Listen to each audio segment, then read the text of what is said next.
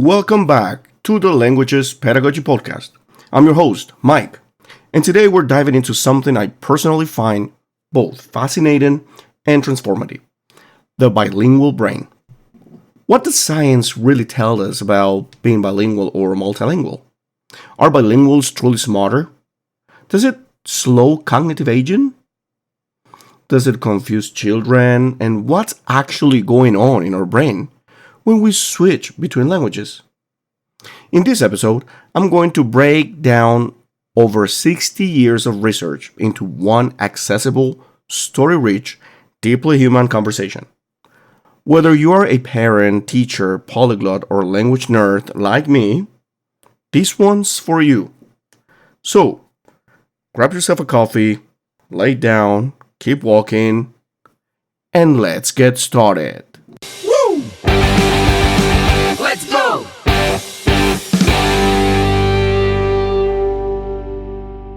Let's begin with the part one of this amazing episode. What happens in the brain when you're bilingual? Let's start with the brain itself. Think about your brain as a network of highways, neural pathways that fire every time you hear, speak, or think. Now imagine you speak two languages, English and Spanish. Let's say when you're bilingual, you're not just activating more highways, you're building bridges between entire neural systems. And what's happening neurologically? First one, code switching is not just social, it's deeply cognitive. Your prefrontal cortex, especially the dorsolateral prefrontal cortex, is in charge of switching between languages. It's the same region involved in complex tasks, decision making, and even self-control. Even time you switch languages, your brain is inhibiting one system while activating another. This kind of executive control is like a cognitive workout. Neuroimaging studies using fMRI and PET scans have consistently shown that bilingual brains have increased gray matter density, especially in regions responsible for language, memory, and attention. There's a 2004 study by Micheli et al., a classic, that revealed structural differences between monolingual and bilingual brains. Bilinguals had more gray matter in the left inferior parietal cortex. And get this, the earlier a person became bilingual, the more pronounced the brain differences. We're not just talking about vocabulary here. We're talking about neuroarchitecture. Part 2. Bilingualism in children. Confusion or superpower? The infamous myth, right? Won't bilingualism confuse my child? Let's bust it. Research, not my opinion or any opinion, shows that bilingual children don't get confused. In fact, they demonstrate stronger metalinguistic awareness, which means they're more aware that language is a system. That gives them an edge when learning any language. And some studies by Helen Bialystok, a pioneer in this field, show that bilingual children outperform their monolingual peers in tasks that require switching attention, filtering out distractions, and solving problems flexibly. Why? Because managing two languages gives the brain a constant need to resolve ambiguity. Even infants raised in bilingual homes show different patterns of eye movement and attention. They're already distinguishing between language sounds earlier. Now, is it more cognitively demanding? Yes, but that's not a bad thing. It's like resistant training for the brain. And we all know, the stronger the resistance, the stronger the muscles, including those in your mind. Part 3. Bilingualism and cognitive aging. Delaying dementia? This is one of the most exciting and hopeful areas of bilingual research. Multiple longitudinal studies, including those conducted in Canada and India, have found that bilingual individuals are diagnosed with Alzheimer's 4 to 5 years later than monolinguals on average. Now, let that sink in. Bilingualism doesn't prevent Alzheimer's, but it does build something scientists call cognitive reserve, an extra layer of mental resilience that allows the brain to compensate longer, even when neural degeneration begins. It's like your brain has a secret emergency fund it can draw from when times get tough. So, what are the takeaways? Your second or third language isn't just cultural enrichment, it's mental health insurance. Part 4. What the latest research says between 2020 and 2025. Let's zoom in on the most recent research. From 2020 to 2025, we've seen studies deepen our understanding of neurolinguistic plasticity. Bilingual brains show greater adaptability even in adulthood. The idea that language learning is only for children is now completely outdated. Emotional regulation. New evidence suggests bilinguals can process emotional content differently depending on the language used. This explains why some people prefer to talk about trauma in their second language. There's emotional distance. Language dominance and brain efficiency.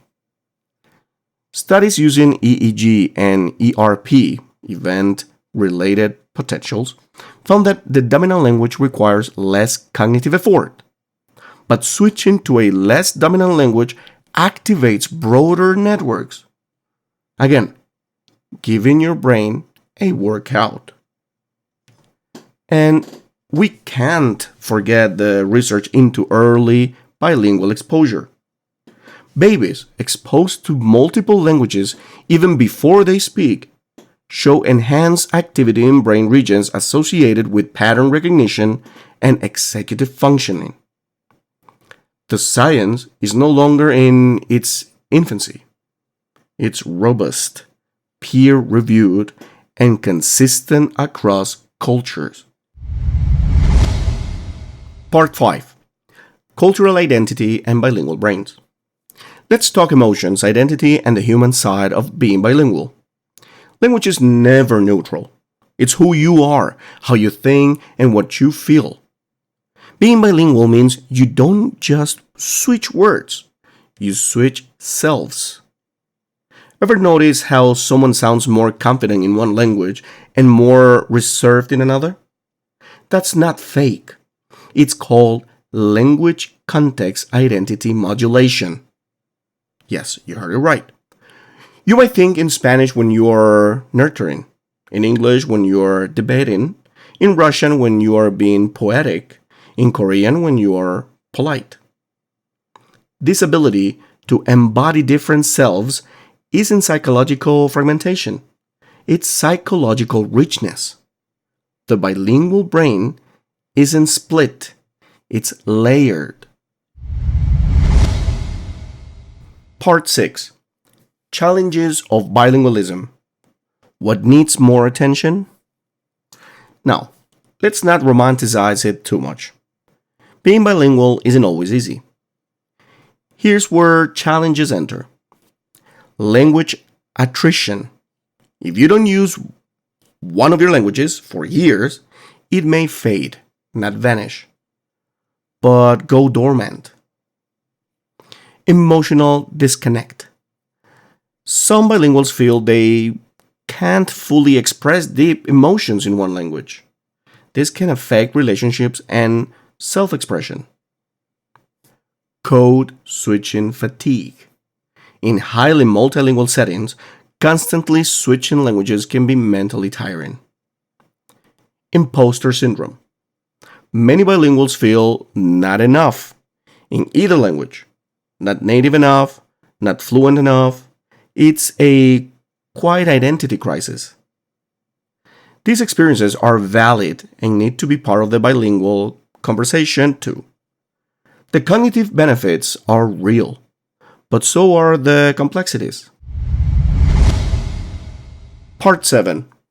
Practical implications for education. What should teachers, parents, and educators do with all this research? First, encourage home languages. Don't ask immigrant children to leave their language at the door. Let them bring their whole brain to class. Second, train teachers in bilingual development. Knowing that bilingualism is an asset, not a problem, changes everything about classroom expectations. Third, use translanguaging. Let students use all their linguistic resources to learn. Learning isn't about purity, it's about connection and meaning. Meaning making. Fourth, support emotional connection. Let learners explore identity through language. Create safe spaces where they can be themselves in both or all of their languages.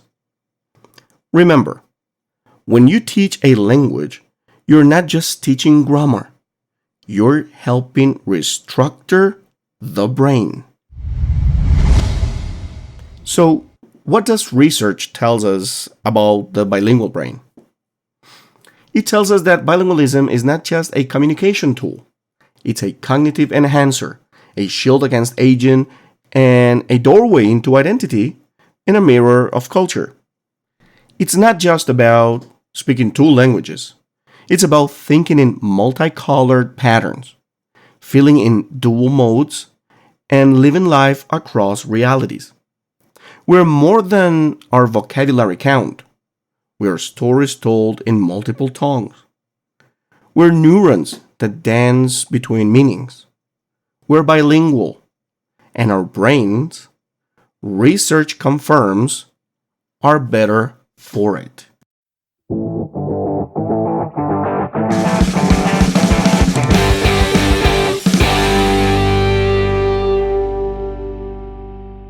And thanks for listening to this deep dive into bilingual brains. If you're learning a second language, teaching it, raising bilingual kids, or simply fascinated by the science of language, I hope today gave you something to reflect on. As always, until next time, keep thinking in colors, speaking in layers, and embracing the power of being more than one. Until next time, keep learning, growing, and connecting.